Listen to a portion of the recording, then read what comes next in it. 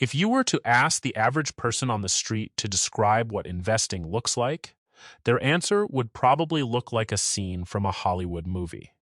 They would describe a room full of glowing monitors with red and green charts flashing by the second. They would imagine a guy in a tailored suit, a phone pressed to his ear, screaming, "Buy, buy, buy," or "sell everything." They imagine adrenaline. They imagine high-stakes gambles, insider secrets, and the thrill of timing the market perfectly to make $1 million overnight. And they are not entirely to blame for this.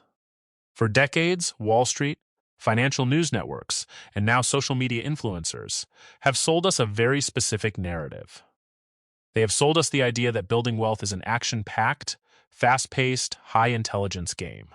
They tell us that to be rich, you have to be constantly reacting to the news, outsmarting the system, and finding the next big cryptocurrency or tech stock before anyone else does. But today, I am going to tell you the absolute truth about building real wealth. A truth that the financial media industry prays you never figure out. If your investing strategy is exciting, if your financial life gets your heart racing, and if managing your money feels like an adrenaline rush, you are almost certainly doing it wrong. You are not investing, you are gambling.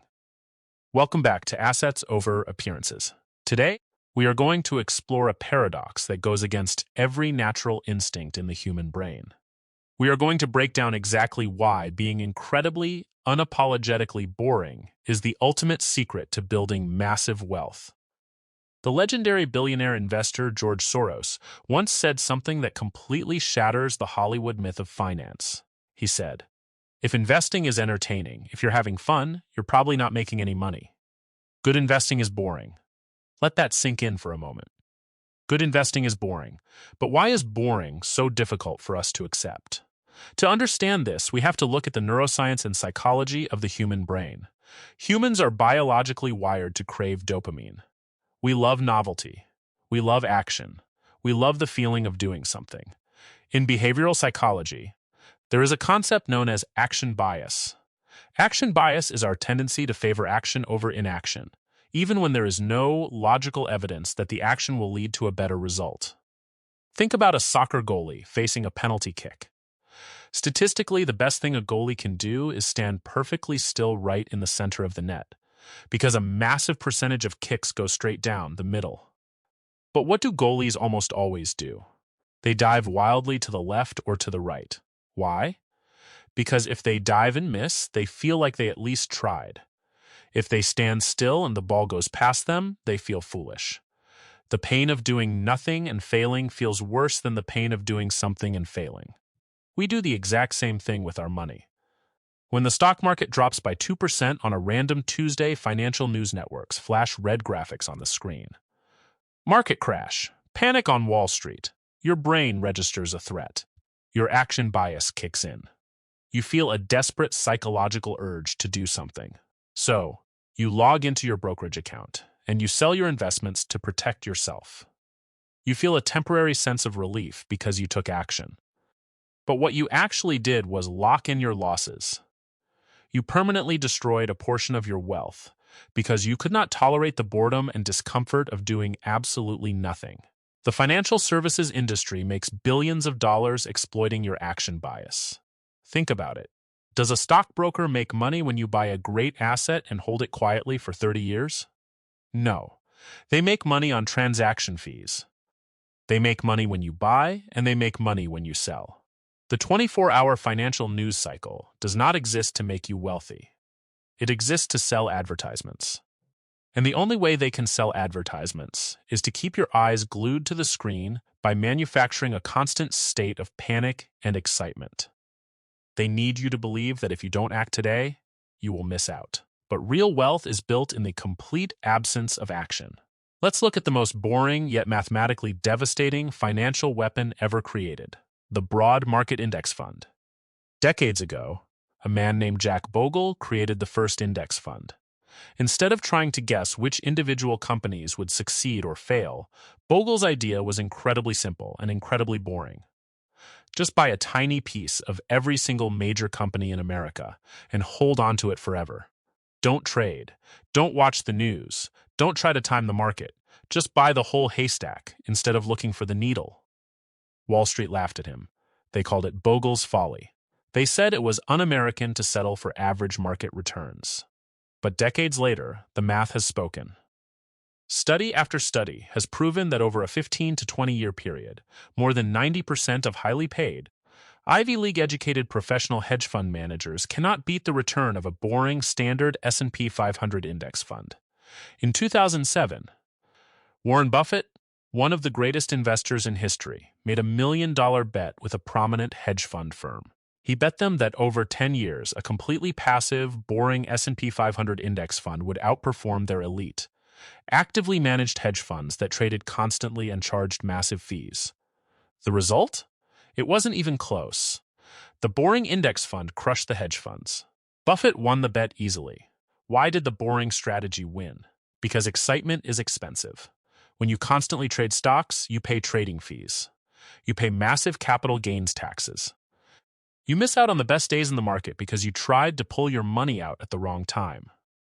The boring investor pays virtually zero fees. They pay zero capital gains taxes because they never sell.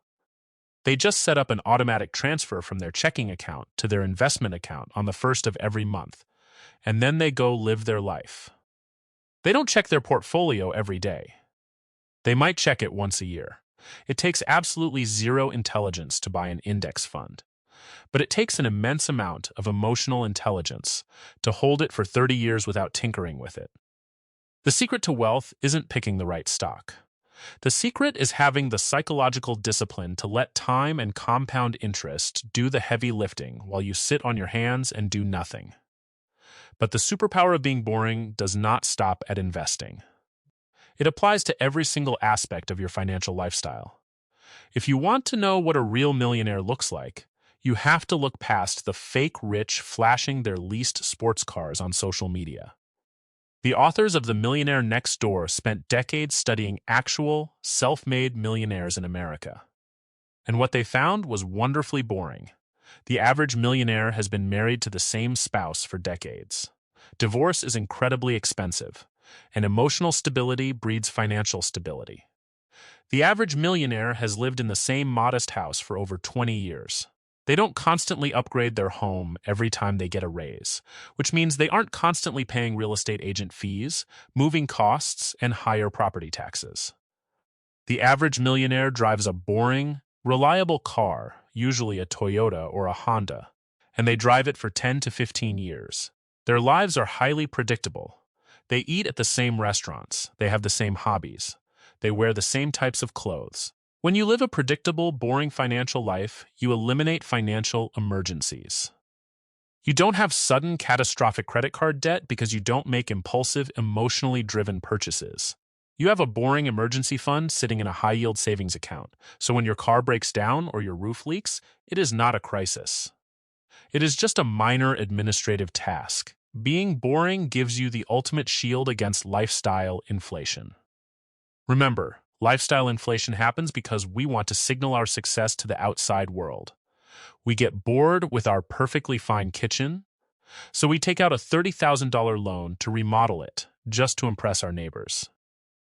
We get bored with our perfectly functional wardrobe, so we spend $2,000 on designer clothes to feel relevant. But when you embrace the boring, you step completely off the status treadmill. You stop caring if your neighbor thinks your car is outdated. You stop caring if your coworkers think your phone is 3 generations old. You realize that excitement shouldn't come from the things you buy. Excitement should come from the freedom those unbought things provide. And this is the ultimate plot twist of this entire philosophy. I am not telling you to live a miserable, joyless life. I am telling you to make your finances boring so that your actual life can be exciting. When your money is tied up in a chaotic web of car loans, high-interest credit cards, and a day-trading portfolio that swings wildly every 24 hours, your mind is constantly occupied by money. You are stressed. You are anxious. Your finances are providing too much excitement, which drains the energy you need to actually enjoy your life. But when your finances are boring, when you are entirely debt-free, when your savings are automated, and when your investments are locked into boring index funds, you never have to think about money. Money becomes a silent utility in the background of your life, like electricity. You don't obsess over the electricity running through the walls of your house. You just flip the switch and use the light to read a book. Because your finances are boring, you have the mental bandwidth and the financial freedom to take real risks. You can quit a toxic job to start your own business. You can take a 6-month sabbatical to travel across Europe. You can spend your weekends fully present with your children, instead of scrolling through financial news on your phone, panicked about a market correction. The fake rich rely on their money to be their main source of entertainment. They buy things to feel alive. The real wealthy rely on their money to buy back their time. So, I challenge you to look at your own financial life. Where are you seeking excitement? Are you buying individual stocks hoping for a lottery ticket? Are you upgrading your lifestyle just to feel a temporary high? Are you reacting to financial news out of a fear of missing out? If so, it is time to flip the script. Automate your savings. Buy the whole market. Keep the reliable car. Stay in the modest house. Ignore the noise. Let the masses play the stressful game of trying to outsmart the system, while you quietly, methodically, and boringly build an absolute fortune. If this perspective shifted the way you view your finances, hit the like button and subscribe to the channel. We are building a community of people who value true, quiet wealth over the exhausting performance of looking rich. Leave a comment below and tell me, what is one incredibly boring financial habit you have that is secretly saving or making you a ton of money? Remember, society wants you to be entertained by your money. We want you to be freed by it. Choose assets over appearances. I will see you in the next video.